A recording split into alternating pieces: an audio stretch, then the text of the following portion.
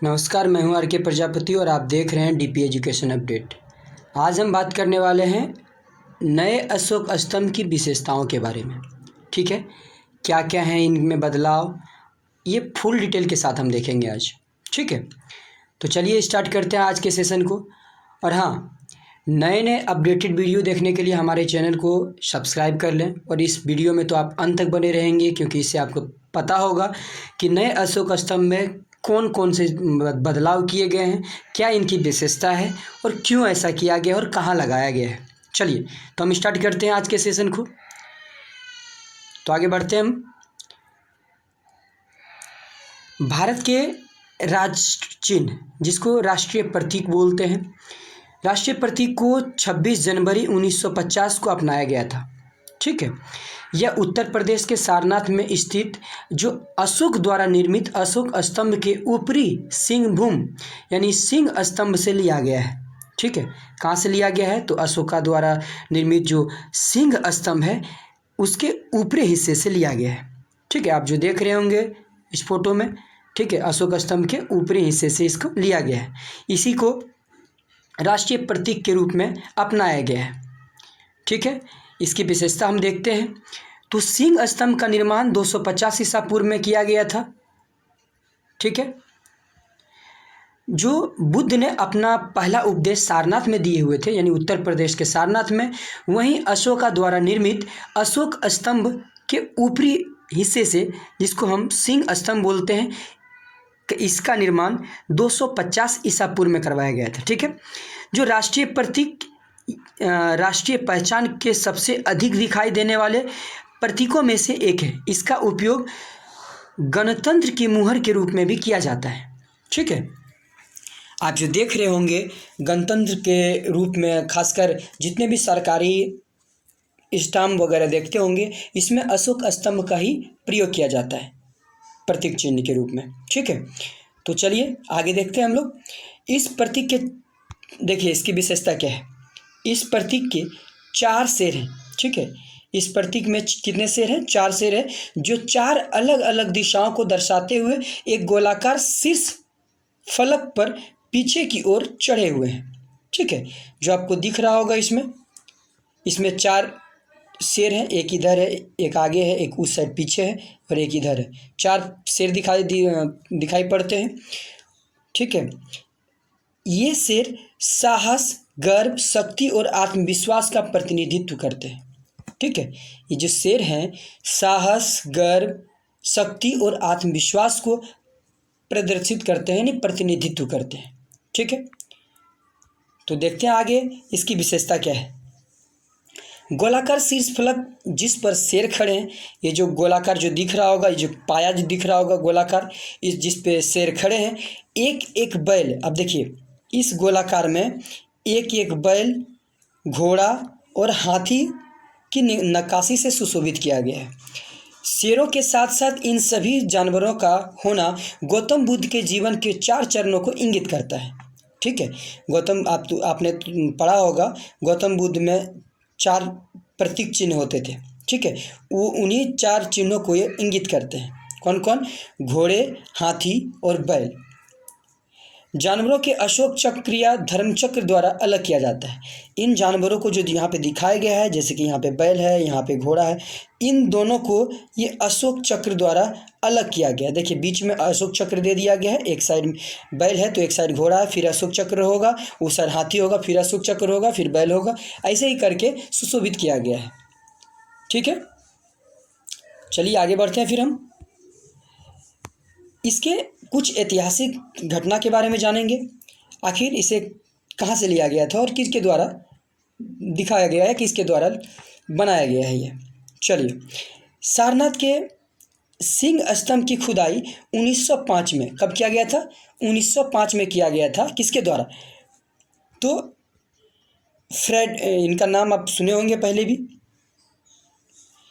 Frederick Oscar और tell. ठीक है, इसका नाम है फ्रेडरिक ऑस्कर और टेल ने किया था। संविधान मसौदे, यानी जब संविधान का निर्माण किया जा रहा था या उसकी तैयारी की जा रही थी, उसके दौरान दीनानाथ भार्गव को राज चिन्ह डिजाइन करने के लिए चुना गया था। ठीक है, किसको चुना गया था? तो दीनानाथ भार्गव को। ठीक है, अब देखते हैं जो संविधान के दस्तावेज में जो चित्रण कर रहे थे नंदलाल बोस, उनकी सलाह पर दीनानाथ ने संविधान के पहले पृष्ठ पर राज चिन्ह का रेखा चित्रण यानी स्केचिंग किया था। ठीक है, किनकी सलाह पे?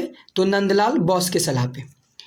हाल ही में संसद भवन की नई इमारत पर 6.5 मीटर, कितने ऊंचाई है? 6.5 मीटर, लगभग 20 फीट और 9500 किलोग्राम भार के कांसे से निर्मित राजचिन्ह की स्थापना की गई है। यानी ये जो राजचिन्ह जो दिख रहा है ये कांसे की बनी है और इसकी ऊंचाई जो हाइट है, यहाँ पे जो हाइट देख रहे होंगे, इसकी हाइट है लगभग 20 फीट, यानी मीटर में बात करें तो 6.5 मीटर। ठीक है, इसके निर्माण की गई थी और इसके जो वजन है ये 9500 किलोग्राम है। 9500 किलोग्राम यानी केजी, 9500 केजी कांसे से बना है। ठीक है, नए राज्य चिन्ह के मूर्तिकार सुनील देवर हैं। ये देखिए, इनके जो मूर्तिकार हैं सुनील देवर जी, इनके ही द्वारा ये इनका निर्माण किया गया था और अलग अलग चरणों में इसको स्टेबल किया गया है। ठीक है, चलिए देखते हैं। देश की राजधानी दिल्ली में बन रही नई संसद के ऊपर तल पर अशोक स्तंभ यानी भारत का राष्ट्रीय चिन्ह लगा दिया गया है, जिसकी ऊंचाई 20 फीट है। प्रतीक को सपोर्ट के लिए लगभग 6500 किलोग्राम, ये जो आप सपोर्ट के लिए जो देख रहे हैं ना फ्रेमिंग, ये जो फ्रेमिंग जो देख रहे हैं ये 6500 किलोग्राम वजन के स्टील का बना हुआ है। ठीक है, जिसको यहाँ पे हम लिखे हुए हैं स्पष्ट, स्टील की एक सहायक संरचना का निर्माण किया गया है, जिनके द्वारा इन प्रतीकों को मजबूती प्रदान की गई है। ठीक है, तो आगे हम बढ़ते हैं इसकी विशेषता के बारे में, आगे देखते हैं इसकी क्या विशेषता है। नए संसद भवन के छत पर, अब देखिए जो नए संसद भवन की छत जो है यहाँ पे प्रतीक की ढलाई की प्रक्रिया जो है मॉडलिंग, देखिए किस प्रक्रिया से किया गया है, तो मॉडलिंग कंप्यूटरिक ग्राफिक, देखिए पहले कंप्यूटर से ग्राफिक द्वारा तैयार किया गया है, उसके बाद इसको ढलाई किया गया है ना, जिसको बोलते हैं मॉडलिंग कंप्यूटर ग्राफिक से ब्रॉन्ज कास्टिंग और पॉलिशिंग तक 8 अलग अलग चरणों से गुजरी है। ठीक है, यानी इसकी जो ढलाई है, इसकी पॉलिशिंग है, इसको जैसे जैसे बनाए हैं, पहले कंप्यूटर से इसको फ्रेमिंग तैयार किए हैं, फिर इसको ढाले हैं, ऐसे करते करते इसको 8 चरणों से गुजारा गया है। ठीक है, चलिए देखते हैं फिर संरचना के सामने इसमें धर्मचक्र, जिसको ये जो आप देख रहे होंगे इसको धर्मचक्र बोलते हैं, ये वाला अशोक चक्र जिसको बोलते हैं इसको धर्मचक्र बोलते हैं। धर्मचक्र ये जिसको कानून का पहिया भी बोलते हैं, जो भारत के प्रतीक शक्ति, हिम्मत, गर्व और विश्वास को प्रदर्शित करता है। ये जो अशोक चक्र जो दिख रहा है किसको किसको प्रदर्शित करता है, तो शक्ति, हिम्मत, गर्व और विश्वास को प्रदर्शित करता है। ठीक है, अशोक के स्तंभ शिखर पर देवनागरी लिपि, ये जो देवनागरी लिपि जो सत्यमेव जयते दिखा जा रहा है, ठीक है, देवनागरी लिपि से लिया गया है सत्यमेव जयते, जिसका मतलब होता है सच्चाई की एकमात्र जीत। सत्यमेव जयते का क्या मतलब होता है? सच्चाई की एकमात्र जीत। जो पवित्र हिंदू वेद हैं वहाँ के मुंडकोपनिषद से लिया गया है। ठीक है, आपने बहुत से जगह पे खासकर सरकारी भवन या फिर कोर्ट वगैरह में आप लोग देखा होगा सत्यमेव जयते, सच्चाई की जीत। ठीक है, इनको भी कहाँ से लिया गया है, तो मुंडकोपनिषद से लिया गया। ये परीक्षा में पूछे भी जाते हैं कि सत्यमेव जयते को कहाँ से लिया गया है, तो मुंडकोपनिषद से लिया गया है। ठीक है, तो आज हम बात किए हैं नए अशोक स्तंभ की विशेषताओं के बारे में। ठीक है, यहाँ तक की जानकारी अगर आपको बेहतर लगी हो तो हमारे चैनल को पहले लाइक करें, शेयर करें और फिर सब्सक्राइब करें। और सब्सक्राइब करने इसलिए बोल रहे हैं क्योंकि हम जितने भी वीडियो लेके आ रहे हैं वो हमेशा अपडेटेड होता है। आप बहुत बार एग्ज़ाम देने के लिए गए होंगे, पता चलेगा कि आप एग्ज़ाम देने गए, परीक्षाओं में क्वेश्चन का आंसर लिख के आए हैं, लेकिन पता चला कि गलत हो गया। एक ही उसका रीज़न है कि आपने जो पढ़ा है उस समय के डेटा के हिसाब से वो सही था, लेकिन पता चला 10 दिन पहले बदल चुका है, 1 महीना पहले बदल चुका है। जो आप पढ़े लेकिन फिर भी आपसे गलती हो गया।